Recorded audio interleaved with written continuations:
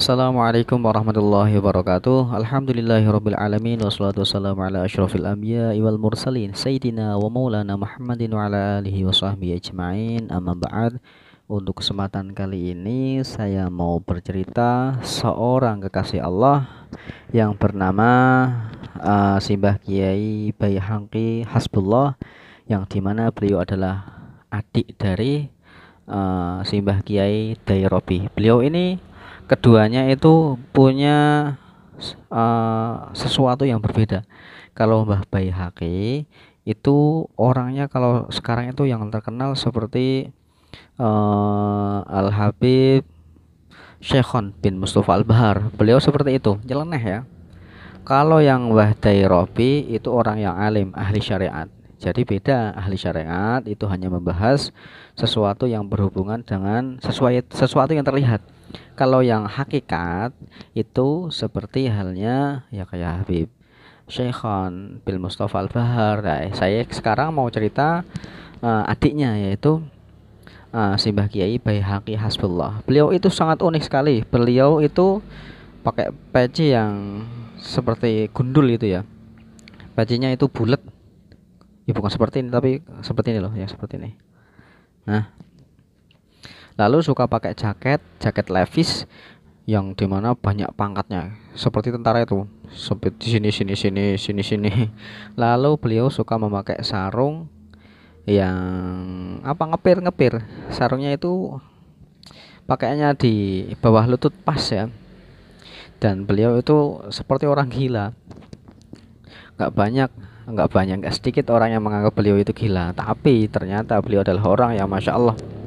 Suatu ketika beliau itu menggambar perempuan yang nggak pakai baju sama sekali. Gambar seperti itu di pengimaman yang dimana kakaknya itu mau sholat. Nah, santrinya itu geleng-geleng. Ya Allah, iki kelakuan Mbah Baihaqi lagi. Lah, si imam itu tetap, beliau itu nggak berani sama adiknya, maksudnya nggak berani protes. Nah, ternyata si Mbah Dairobi itu sudah paham. Aku sudah paham apa yang dimaksud oleh Mbah Baihaqi. Ternyata maksudnya gimana? Maksudnya itu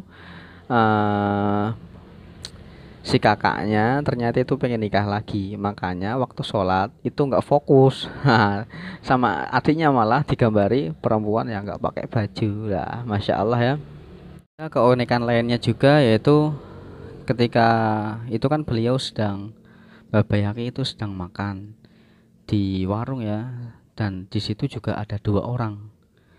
Lah, beliau orang dua itu tersebut makannya cepat-cepat, jangan sampai kedahuluan sama Mbah Baihaqi, karena kedua orang tersebut ingin berjamaah dari awal sampai akhir sama Mbah Baihaqi di masjid, dan di mana masjid itu agak jauh ya.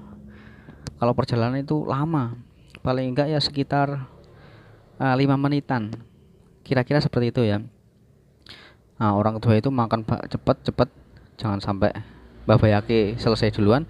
Lah, habis makan bayar, orang itu naik motor cepet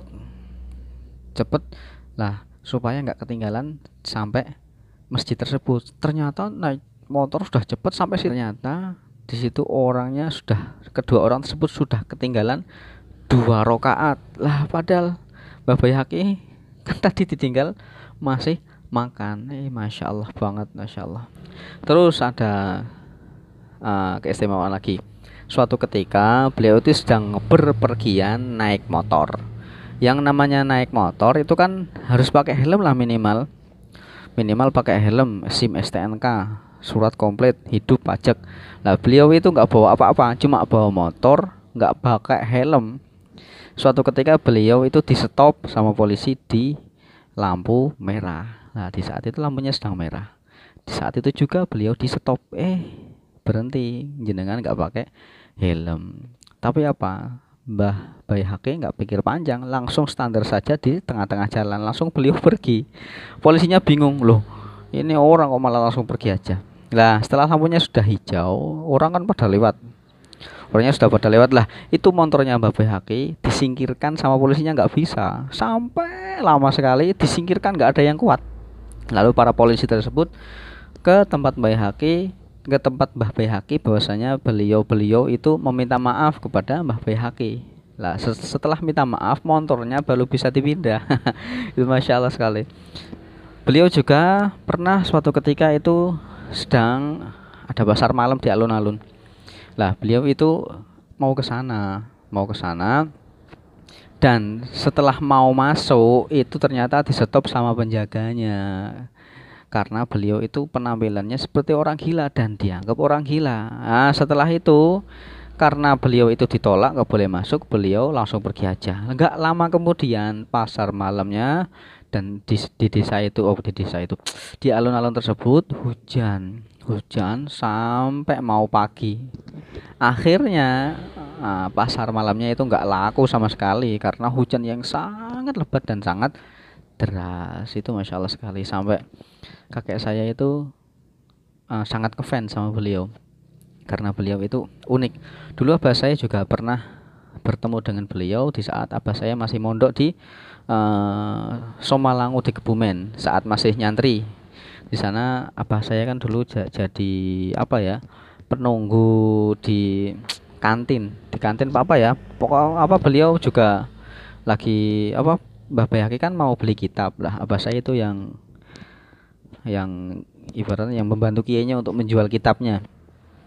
Di saat itu kan Mbah Baihaqi mau beli kitab ini. Lah Mbah Baihaqi apa?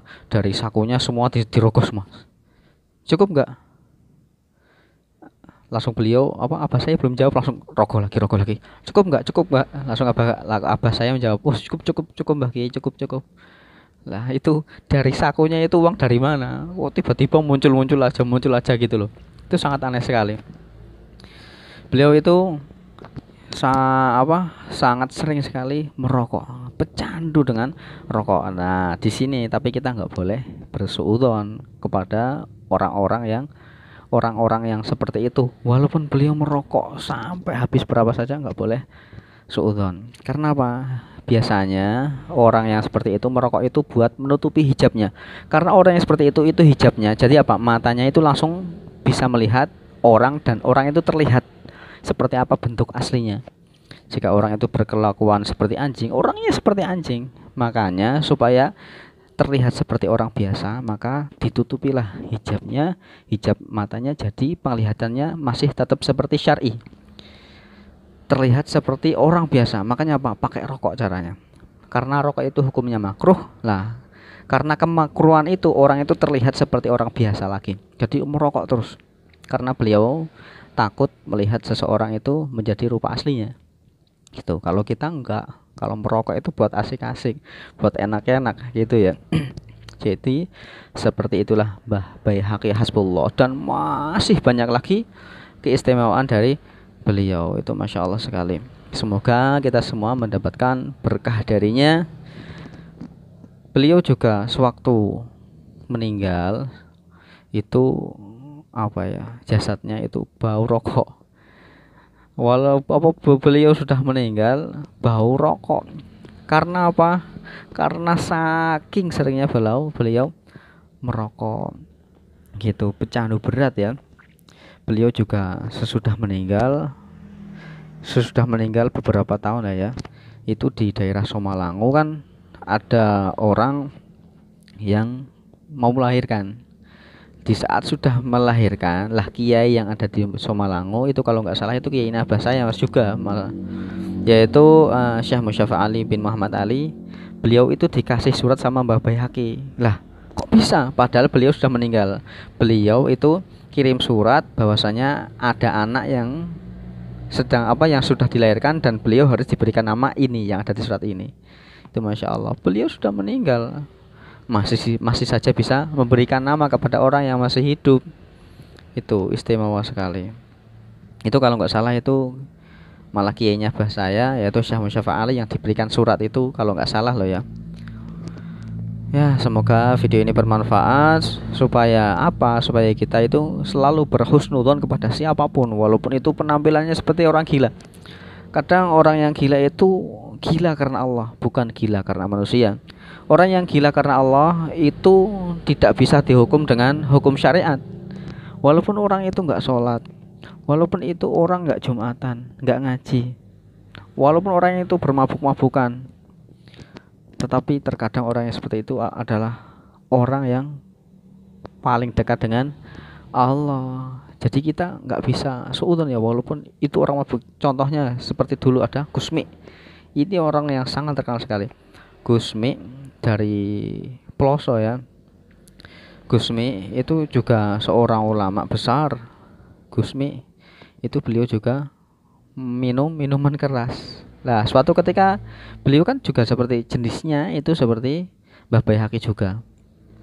Maksudnya kehakikatannya itu ya, syariat juga punya, hakikat juga punya. Beliau itu minum minuman keras. Beliau itu nggak mabuk. Lah ada kiai yang mengingatkan, Pak Kiai jangan seperti itu. Jenengan itu turunan orang besar. Jenengan itu turunan kiai kok seperti itu. Oh saya itu nggak minum, gitu jawabannya. Saya minum nggak masuk perut. Saya minum itu cuman saya buang ke laut. Ya kalau nggak percaya ini lihat itu. Jadi Gusmi itu membuka mulutnya. Setelah kiainya suruh melihat, ternyata dilihat apa yang ada di mulut itu apa? Lautan. Nah, masya Allah ya. Yang dilihat itu ternyata lautan, bukan apa? Bukan gelap. Masya Allah sekali. Jadi teruslah berhusnudzon kepada siapapun. Jangan sampai kita punya perasaan yang kurang baik kepada seseorang, karena orang itu berperilaku buruk lah. Kita seharusnya itu malah harus mengintrospeksi, mengoreksi diri kita sendiri.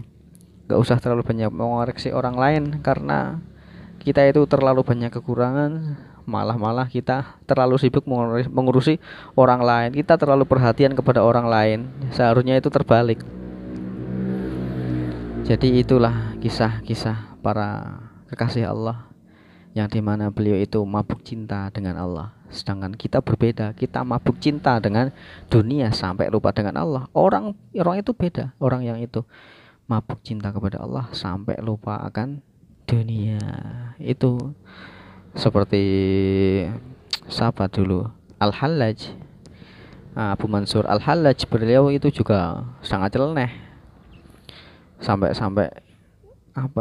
pokoknya itu kalian cari saja sendiri di YouTube, itu banyak sekali cerita mengenai Abu Mansur Al-Hallaj. Ada lagi Syekh Siti Jenar, beliau juga orang yang sangat nyeleneh dan unik. Sampai beliau juga dibunuh seperti Al-Hallaj. Beliau dibunuh karena penglihatan beliau itu sangat mungkasyif ya. Beliau itu tahu apa yang akan terjadi, tetapi beliau itu lisannya nggak bisa terkendalikan. Jadi beliau ngomong apa yang beliau lihat. Sampai beliau sampai dibunuh karena dianggap sesat, padahal itu nggak sesat.